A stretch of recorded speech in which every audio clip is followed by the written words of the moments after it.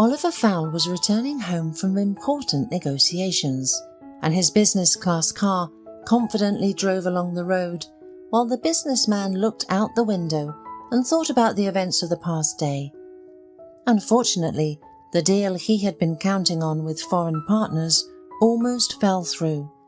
The companions abruptly changed the terms of the contract they were about to conclude. Oliver barely managed to resolve the issue, but he only bargained for himself a little more time before he had to give them a final answer. At the traffic light, Oliver involuntarily rubbed his face with his hands, as if trying to wash away all his worries and concerns for the future of the company. Oliver was only 28, and he had already the head of a media empire with several offices in the country. Naturally, foreign partners immediately became more active, wanting to get a bigger piece of the pie in such a profitable enterprise. So, Oliver almost had to sleep at work, trying to put things in order. The most frustrating thing for Oliver was that he didn't have a soulmate to help him switch from all the difficulties of the work process to love and the joy of relationships. It wasn't because someone betrayed Oliver or he went through some painful breakup. No, the young businessman just didn't want to engage in what he called empty relationships. The fact was that Oliver, by his nature, had always been a very deep and devoted person, and he expected the same from his future significant other. But it was not easy to meet such a girl, and it was boring to settle for less. And to tell the truth, Oliver was not in the mood for love and romance right now. The business recently handed over to him by his parents was a heavy burden on his shoulders. He had to orient himself literally on the go, although his father tried to convey to him the key parameters of running the family business.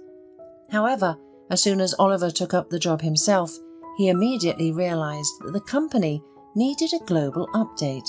Much of what his father practiced in his business had become obsolete and required a complete revision of the main management concept and the conduct of all internal processes of the firm. Meanwhile, his parents constantly pressured Oliver, especially his mother. Mrs. Fowle definitely wanted to marry her son soon, and to a girl from a very famous and high-ranking family. "Oliver dear, are you sure you don't want to go with us to the golf club this weekend?" she asked meaningfully. "Sarah Clark and her parents will be there. She returned from London this year. Yes, just imagine, she graduated with a bachelor's degree there. Now the girl is a Master of Arts. In my opinion, she's a perfect match for you. You definitely need to take a look at her."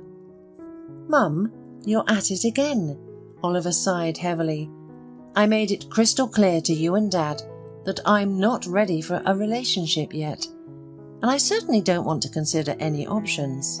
You know that I'm going to get married like a normal person for love and to someone I choose myself." "Oliver, my son," exclaimed his mother, "by the time you choose a wife, your father and I will have aged. You're almost 30 now. It's time to think about starting a family and building your own nest. I understand you don't have much time, having devoted yourself entirely to the family business, but we want to make it easier for you to choose. Trust me, you can rely completely on your mother. I'll find you a girl from the best family." "Mum, I said no," exclaimed Oliver, feeling irritated. "Don't meddle in my life. I can handle it perfectly well on my own." "I understand," said Mrs. Fowle dryly. "You want to leave us without heirs and act like the biggest egoist, right? But what if something happens to you suddenly, like your reckless brother, and you leave us with your father? Do you think we can survive that? Do you think I can?" Mrs. Fowle began to cry loudly, and poor Oliver had to apologize for his outburst and comfort her. "Mum, please calm down. Don't worry about me like that. I was unforgivably rude to you. I'm sorry, but you know how hard it is for me to work in Dad's company. That's something Matt should have been doing." "But he's gone now," said the woman through tears. "Now you, Oliver, are our last hope. I won't survive the death of another son, and of course I want you to have children, and for us and your father to have grandchildren, so that the sound of little children's feet can be heard in our house again." Oliver then hugged his mother tightly and managed to calm her down with difficulty. Matt was 2 years older than him and was preparing from childhood to lead his father's empire. Oliver always admired how much effort and perseverance his brother put into becoming a worthy leader. Matt studied a lot and constantly tried to take additional courses to master one skill or another that would be useful to him in business. But all of that changed when Matt started drinking about a year ago. The older brother suddenly lost interest in everything, burned out, and seemed not to know what to do with his life. When he was asked, Matt would answer evasively, saying that the vector of his interests in life had changed, but he didn't specify in which direction it had changed. Instead, his brother locked himself in their home library with a bottle of whiskey and consumed one glass of spirit after another for hours on end. Oliver still felt guilty about his brother's death. Perhaps if they had raised the alarm earlier and thought earlier about how to help him, Matt would still be alive. Instead, Oliver tried to stay away from his brother, thinking that he was going through some kind of personal crisis, and that Matt was a mature, self-sufficient person who could handle it on his own. The investigation determined at the time that it wasn't intentional. Matt simply fell asleep at the wheel because of the huge amount of alcohol he had drunk before the trip, but who knows how it really happened. However, Oliver perceived this tragedy as a sign from above. He sincerely believed that his deceased brother was trying to reach out for help from him and their parents in this way, but no one heard him. The loss was a great struggle for Oliver, his mother and his father. Oliver even underwent several courses of psychotherapy to cope with the pain inside him. He could not accept the senseless and terrible death of his brother. Therefore, he admitted to himself that he needed help and went to a specialist. Matt passed away 7 months ago, so the topic of his death was still very painful for Oliver. The young man often visited his brother's grave at the ceremony and talked to him for a long time, asking him forgiveness for his own frivolity and unwillingness to see problems at that time. So when his mother unintentionally began to manipulate and pressure him through the image of his deceased brother, it became challenging for Oliver to contain his resentment and anger. He already felt constant pressure from his father, who literally controlled every step he took, and now his mother was pressuring him to get married. Partly for this reason, he immersed himself so fervently in the business that fell entirely on his shoulders. When Matt was alive, Oliver did not even think about taking over his father's company. The guy dreamed of dedicating his life to art. He planned to open his art gallery in the city and exhibit young and promising artists whose talent could decorate the living room or hall of some famous person in the future. His parents often teased their younger son about this. "Oh, Oliver, you're not like us," his father would say. "You'd better take an example from your older brother. Look, Matt is already managing a branch, so to speak, and is seriously involved in our business. And you're just playing around with pictures." "So maybe it's for the best," the son would object with a smile. "We already have one brother who is a businessman in our family. Let there be another brother who is a well-known gallery owner throughout the city. I'm not drawn to all these media things, Dad." "Oh, and you're wrong, son," his mother replied instead of his father. "We live in a world where you can't live without your own solid business. What will you do with these paintings if no one buys them? But you could use your skills for your father's firm. Didn't we spend so much money on your education for nothing?"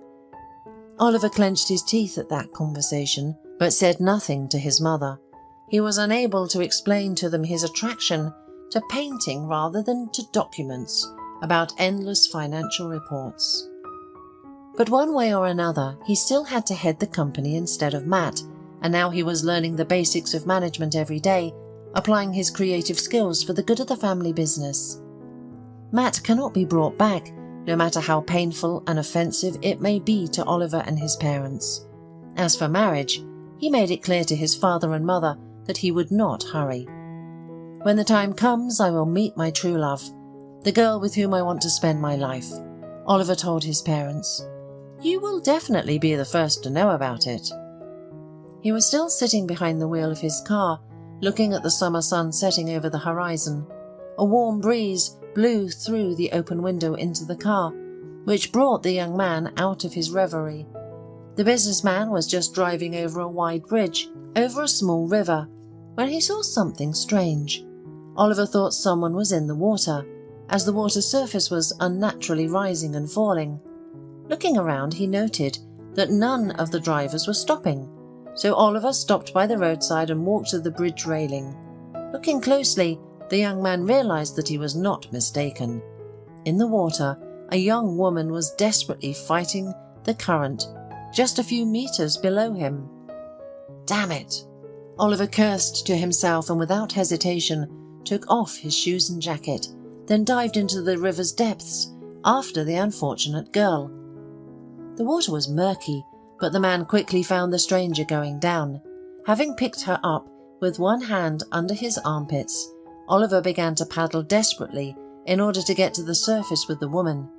This proved to be no easy feat, as the current that the girl was trying to overcome was so strong that it almost carried the businessman to the opposite side of the riverbank.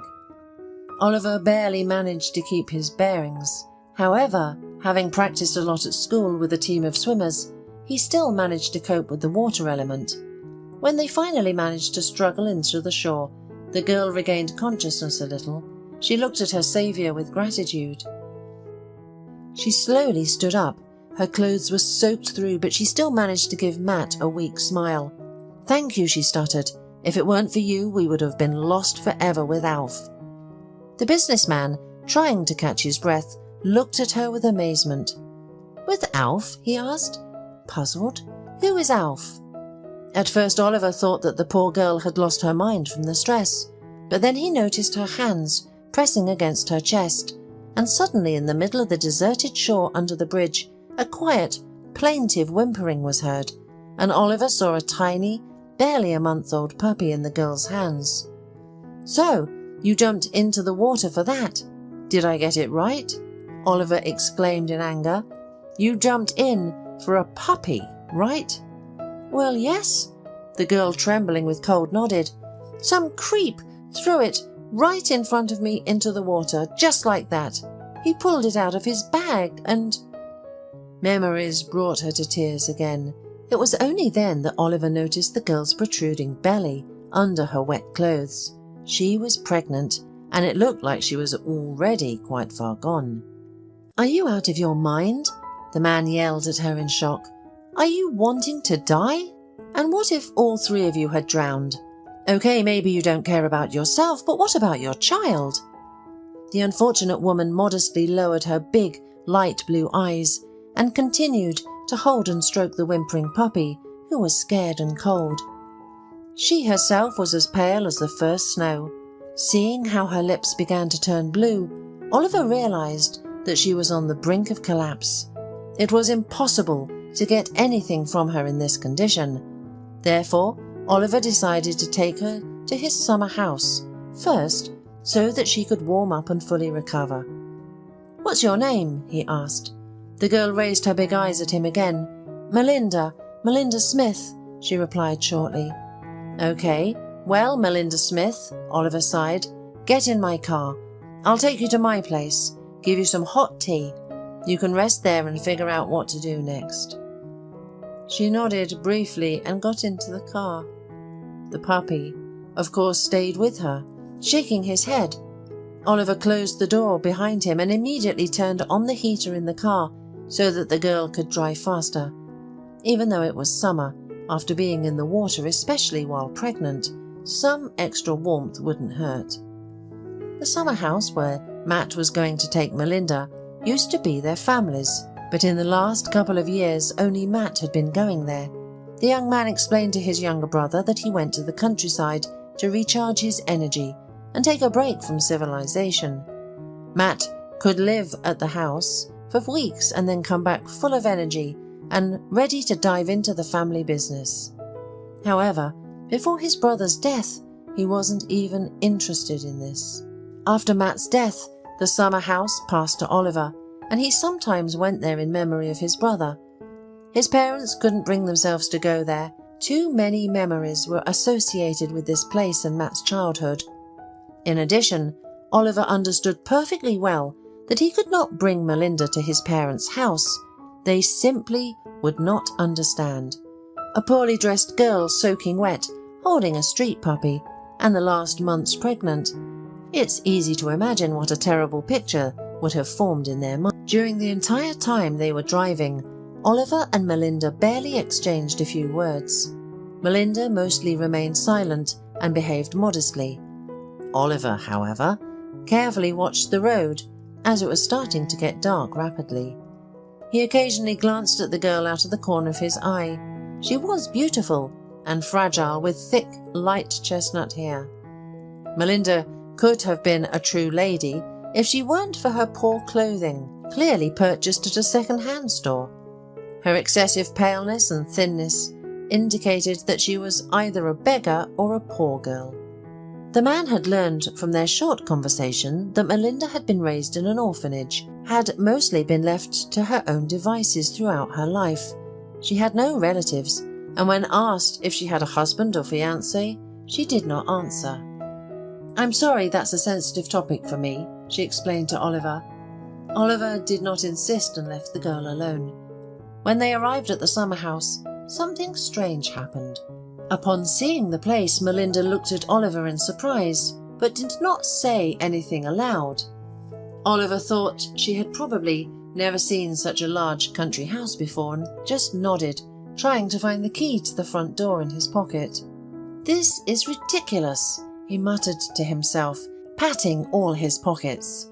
"Where could I have put it?" "Did you lose something?" the girl asked politely. "Yes, the key. I must have lost it while I drove into the river after you." Oliver remembered that the key had been in his breast pocket of his shirt, and now it wasn't there. In the end, he shook his head despondently. "There's nothing to be done. I guess I'll have to climb in through the window." Melinda watched her rescuer closely, but when he was about to break a small window on the first floor, leading to the pantry, the girl stopped him. "Oliver, don't bother. Let me open it with my key." Then Melinda shifted the puppy to her opposite shoulder. The puppy only let out a small whine in his sleep as she pulled out a thin cord from under her shirt. It was the same key as the one Oliver had. It was clearly not a duplicate or a hastily made fake. Oliver was ready to swear that this key was absolutely authentic. With a confident gesture, Melinda turned it in the lock 3 times, and then there was a characteristic soft click and the door opened. "What's going on here?" Oliver recoiled from her in shock. "How did you get this key?" Melinda looked at him calmly, then said, "Oliver, please don't worry. Let's have some tea together, and I'll tell you everything." "I would really like that," he replied seriously. Half an hour later, when the young couple had brewed hot, fragrant herbal tea in cups, Melinda confessed, "Oliver, the thing is, I was Matt's fiancé before he died." "What?" The man couldn't help but react emotionally. "How is that possible? Why didn't we hear anything about this?" The girl just smiled bitterly. "Matt was afraid of your family's reaction. He said you valued your reputation in society very highly. Who needs a daughter-in-law who practically lives in the property?" It took Oliver a few seconds to process what he had heard. Wait, how did you two meet?" he asked. "Matt accidentally ran into me and saved me," the girl explained, sighing. "I was standing near the supermarket and begging for alms because no one wanted to hire me for work. Some rich guys started harassing me. They wanted to take me somewhere in their car. Of course, when you have money, breaking the law isn't a problem." Melinda's hands trembled at the memory of that day. And then Matt appeared out of nowhere and drove off those scumbags. That's how we met. We used to meet at my apartment and we loved each other very much." "And how long have you been together?" asked a stunned Oliver. "Almost a year," she replied, looking him straight in the eye. Oliver could tell from her gaze that Melinda was telling the truth. She really was his brother's fiancée. "Matt wanted to marry me, but he was afraid to tell his father. He thought that he would be disinherited out of anger," said Melinda nervously. At that moment, Oliver noticed how much she started to worry and twist her own fingers. "Calm down, please," Oliver asked her quietly and covered her hand with his. "Tell me, did you know that my brother had an alcohol addiction?" Melinda held a long, questioning gaze at the man, after which tears appeared in her eyes. "Yes, but I tried. I really tried to stop him," the girl spoke out. "He started drinking when I became pregnant. He couldn't figure out how to bring me home and introduce me to you. It was because of this, that is, because of me, he died." Melinda couldn't hold back and, crying, covered her face with her hands. "You cannot blame yourself for his death," Oliver tried to calm her. "Nobody is to blame for what happened to my brother. I just couldn't understand for a long time what happened to him. Why did he suddenly start drinking?" The young man looked carefully at the guest. "But now I understand. Matt was simply ashamed of us. He was ashamed of us in front of you. My parents and I are probably snobs to some extent, and my brother didn't want you to face it again. He didn't want to hurt you and your child." Oliver leaned back in his chair. Finally, everything became clear to him. The situation became clear, but one thing the young man could never understand. "Why didn't you come to see us when Matt was gone? You surely needed help, and with money, as I understand it, it became very difficult after my brother's death." Sobbing, Melinda replied, "Well, what do you think? Look at me. I'm telling you, I'm poor and pregnant." "How do you imagine that? Could I come to your house and say that Matt was almost my husband, and we wanted to get married? Your parents should have thrown me out like a strained dog." Melinda slightly pointed to the key to the summer house. "Matt brought me here. He wanted to be with me in nature. That's when he gave me this key. He said that I could come here any time. But of course, I never appeared here in his absence, and for some reason I kept the key. Perhaps as a memory of Matt. I hung it on a cord and now wear it instead of an amulet." The girl carefully stroked the key and weakly smiled. Who would have thought that it would still be useful? Oliver was in complete confusion. Of course he couldn't leave this girl in trouble, especially since she was carrying his nephew in her heart. "Melinda, listen," the man began. "Stay here for now. I will bring you and the baby everything you need. Food and vitamins. Just don't leave, please." Melinda looked at him questioningly. "You won't bother anyone here," Oliver assured her. "I won't tell my parents anything for now. They don't come here themselves. You're right. I really need to think about how to tell them this news. But I want you and the puppy to stay here until I figure out how to introduce you to the family. I'm sure my parents will be happy to find out they will soon have a grandson, as they have been dreaming about it." Melinda looked at him, and from the expression in her eyes, the man understood that she didn't believe in the success of an idea. However, the woman agreed. What else could she do? She couldn't go back to the street and be homeless again. Once she finally said, "I'll try to behave quietly so that the neighbours don't suspect anything." After that, she prepared a simple dinner for them, and then Oliver drove back. From that moment on, Oliver began to take care of Melinda. He visited the summer house almost every day secretly. He brought food, vitamins and fruits. And, of course, food and treats for little Alf, whom Melinda practically never let out of her arms. The woman's poverty did not embarrass the young businessman at all.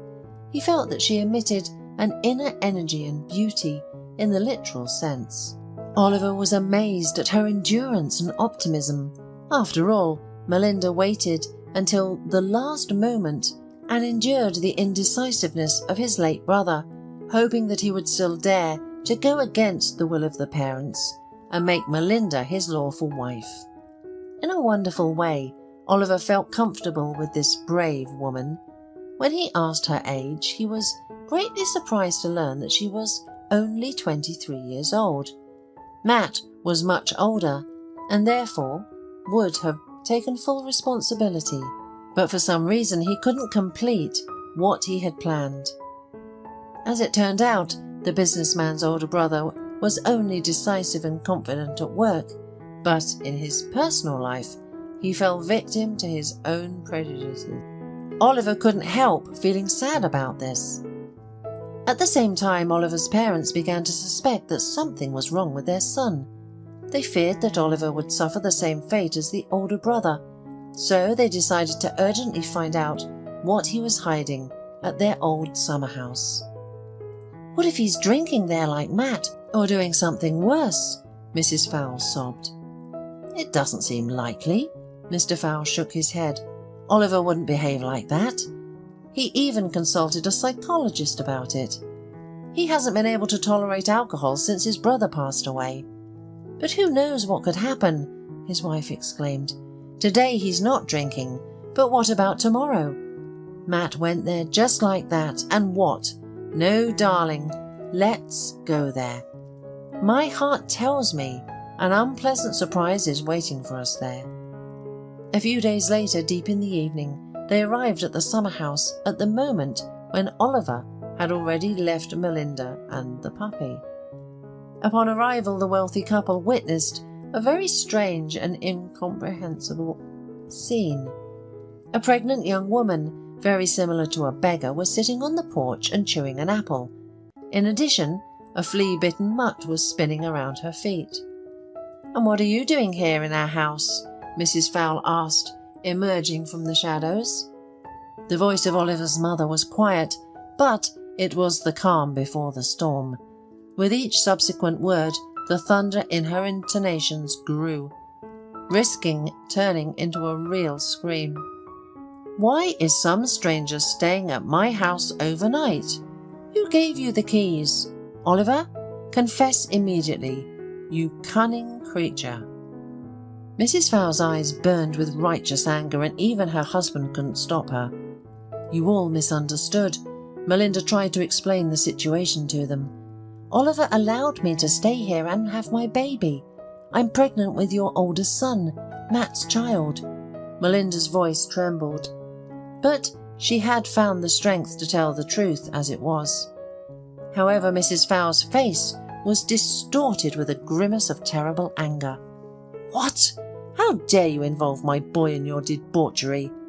Matt would never have done anything to do with such a raggedy woman like you. Don't you have any conscience?" Maggie, why did you get so angry?" Mr. Fowle tried to calm his wife down. "Girl, you must really better leave this house," said the man to Melinda, and looked expressively at her. "Get out of here, shameless woman," Mrs. Fowle screamed as if exploding.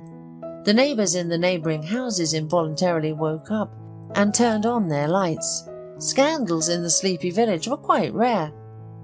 Crying from humiliation and offence, Melinda quickly gathered her humble belongings, took Alf with her, and disappeared into the darkness of the summer night. No, she didn't expect any sympathy from them. This meant that her dear Matt was right. Her parents were indeed incredibly biased. "Perhaps we were too cruel to the girl." Mr. Fowler tried to defend Melinda. "Are you going to say something else in her defence?"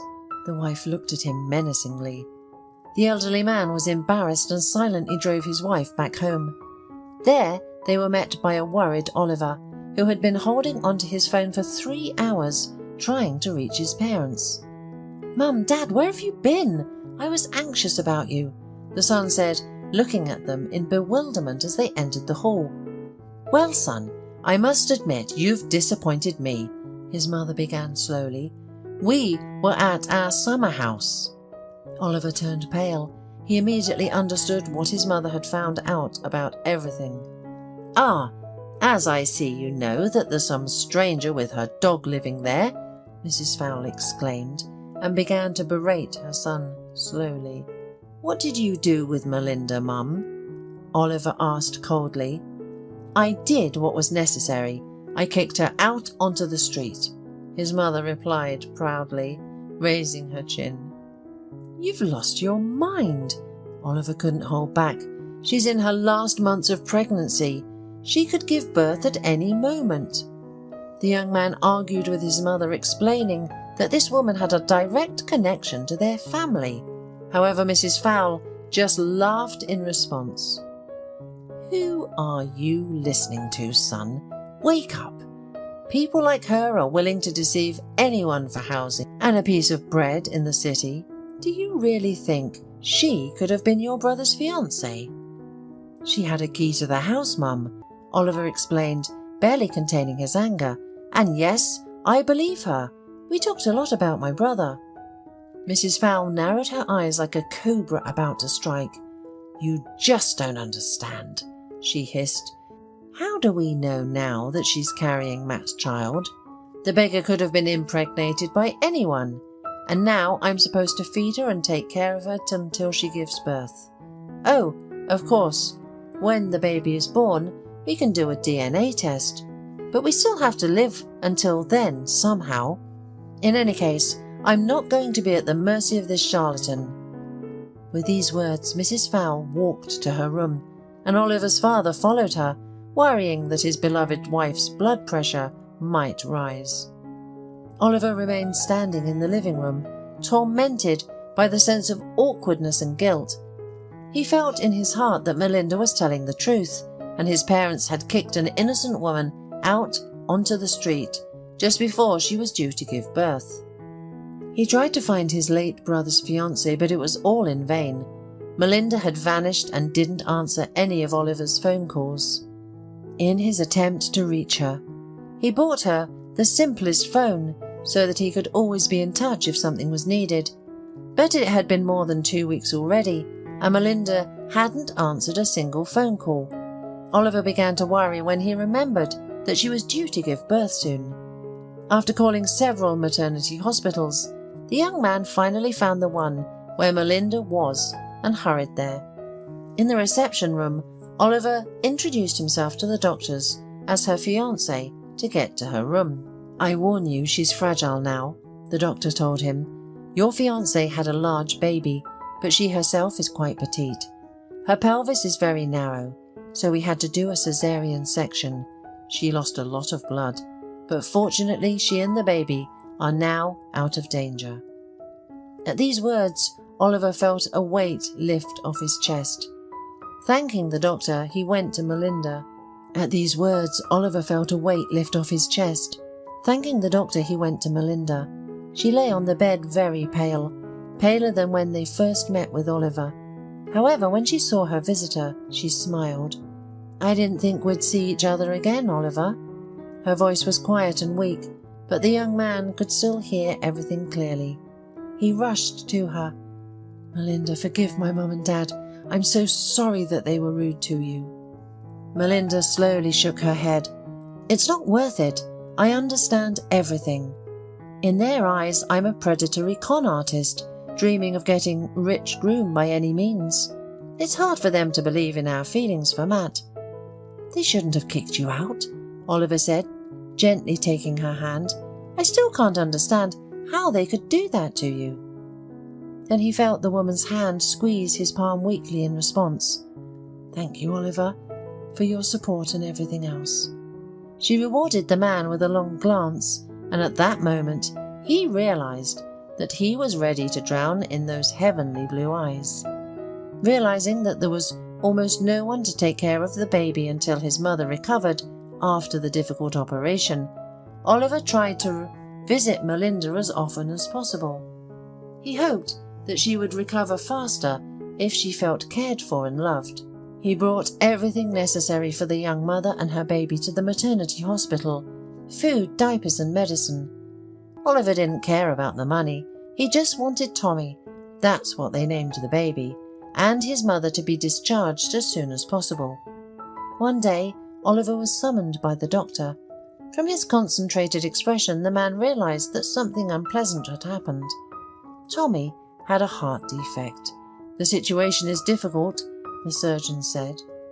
Oliver was in shock. Is there really nothing that can be done? And when do we need to do this operation? He asked, gathering all his strength. No later than 6 months from now. We can't delay it at all, the doctor replied. However, the queue for an operation may stretch for several months. We'll do the surgery as soon as it's his turn. But don't worry, it's all treatable. But aren't newborns entitled to a quota? Are they not out of turn? Oliver asked with doubt. They are, the serious surgeon nodded. But do you even realize how many children like this we have throughout the country? I see. Well, if you need any help from me, please let me know, said the man, trying not to think the worst. When Oliver's mother heard that Melinda's son had a serious heart defect, she unexpectedly softened. She looked questioningly at her husband, who nodded in agreement. You see, son, it's like this, Mrs. Fowle began with a trembling voice. We probably should have told you everything a long time ago, but we didn't have the courage. What is it? Oliver looked at her and then at his father with concern. The thing is, his mother said slowly, you don't know everything about your brother. Oliver felt his heart beat twice as fast. Here Mrs. Fowle intervened, feeling sorry for his wife. Mum wants to tell Oliver that Matt, although he was our son, was not related to us by blood.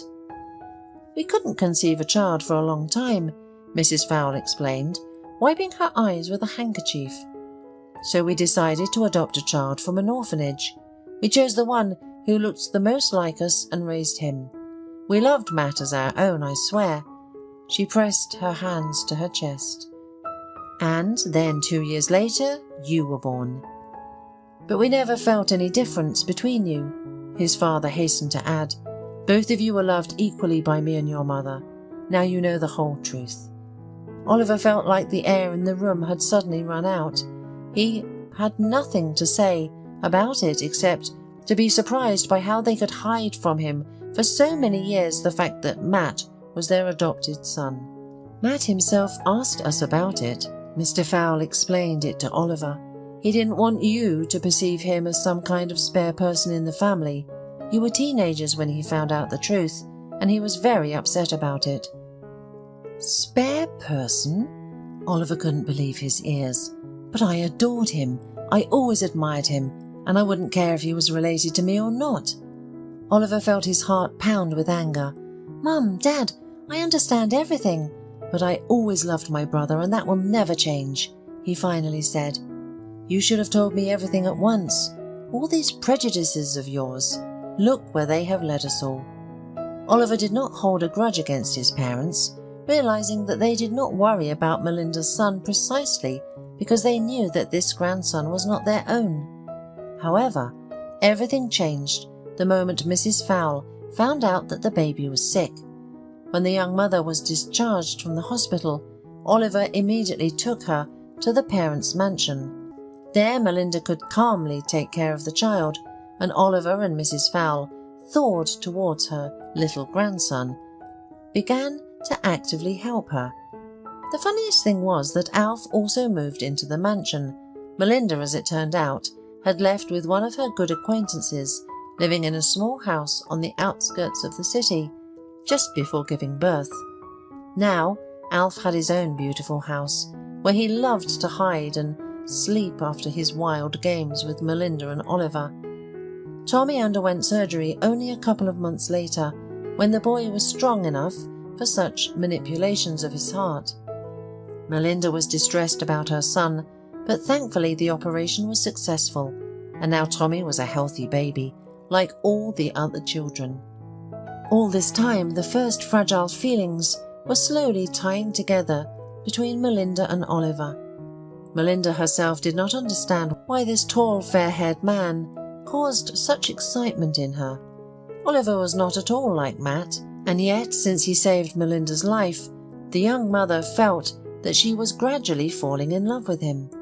Oliver simply enjoyed Melinda's company, not hoping for anything more, although within him in his heart a great passion was raging. For the first time he understood that Melinda was the one he would like to spend his life with. Several more months passed before Oliver finally dared to invite Melinda on their first real date. The man was very nervous and behaved like a love-struck boy, not knowing where to invite her. Oliver suggested going to the movies. "Oh my God. I probably haven't been there for 100 years, Melinda happily replied, accepting the bouquet of beautiful white roses that Oliver had bought for her. "If you like it, I swear we'll go there every week," he warmly assured her. The date went wonderfully, and at the end of the evening the young couple could not contain their feelings and finally united in a gentle and passionate kiss. Both of them had been waiting for this for too long, so they decided that they would no longer put their lives off for later and would start loving and feeling again, here and now. Half a year later, they had a beautiful, lush wedding. Little Tommy, sitting on his grandmother's lap, admired his beautiful mother, who seemed to be the happiest woman in the world that day. Oliver had never seen Melinda so radiant and healthy. Needless to say, her painful paleness and thinness had almost disappeared by that time, and she had turned from an unhappy, downtrodden girl into a charming, slender lady. Melinda easily coped with the role of the hostess, and at social events, where she sometimes had to go out with her husband, she looked and behaved so dignified that she involuntarily made Oliver's parents proud of her. And then a year later, a strange event occurred on the eve of Christmas. Melinda received a very unusual letter in which a strange couple asked her for a personal meeting. She knew that her husband had plenty of competitors in business, and going alone to unknown people could be very reckless and dangerous. After telling her husband everything, she asked him to go with her. "Of course, we'll go visit them this weekend," the husband agreed. When they arrived at the most fashionable hotel in the city, they were greeted in the hall and escorted to a luxury suite. There, a beautiful elderly couple was already waiting for Melinda and her husband. They greeted her with hugs and tears and immediately told her who she really was. "How can it be that you are my parents?" the woman asked, confused as she looked at them. "I grew up in an orphanage and don't remember anything." Mrs. Boyd, the elderly lady, wiped the tears from the corners of her eyes. "That's the thing, dear. You lived with us until you were 3, she said, shaking her head. "We were the happiest family. We had such a wonderful business. And then bad people came," added the father. "We owned a large jewelry factory that also made amber jewelry. You understand, amber was truly a deadly stone at that time. Any business that dealt with it became automatically bloody. Unfortunately, we were so naive. We thought that it wouldn't affect us. We thought that the law would be on our side, but that we would be protected. But eventually we had to run away. But it was very dangerous. If we had taken Melinda with us, it would have been even more so. So we decided to leave her here, trusting her to a nanny. We didn't think we would have to hide for so long. We gave her a large sum so that you would not need anything. The nanny also had to hide for a long time. The criminals tried every way to find her and take you, and then she died suddenly and your tracks were lost. And not only the bandits couldn't find you, but we couldn't either," Mrs. Boyd said, touching her daughter's face with tenderness. "But now, if you allow us, we will at least watch your life from a distance." "We only found out that you were alive thanks to your wedding," added Melinda's father. "When we saw your photos, we knew right away that happy girl in the photo is our daughter. You're a copy of your mother when she was young." Melinda looked at her parents with love and understanding. "You don't need to watch me from a distance. I want us to always be together now," Melinda said. "I missed so many happy years without you, and now I want to make up for everything." They hugged each other, and all 4 of them, including Oliver, shed many tears of happiness. As it turned out later, Melinda was the only heir to a jewelry house. The Boyds managed to keep part of their estate and business, and now they wanted to involve their only daughter and heiress in it. Of course, Melinda agreed to be part of this endeavour, but first she needed to get the necessary education.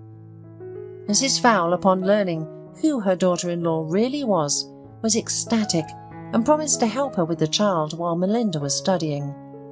As it turned out, they and Oliver were of the same status, which meant that their family not only lost nothing, but also gained a very valuable asset in the form of Melinda and her empire.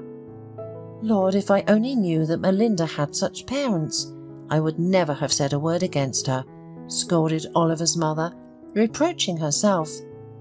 Oh, Mum, you still have that drop of snobbery I told you about before, Oliver said with a slight smile, leafing through the newspaper next to her. Well, only a drop, his mother joked, but really, I'm overjoyed that Melinda will receive an education in the field of jewellery. Just imagine what kind of future awaits your children, she said dreamily, kissing Tommy's silky hair. Oh, Mum, the most important thing is that Melinda has a diamond heart, Oliver replied and smiled happily.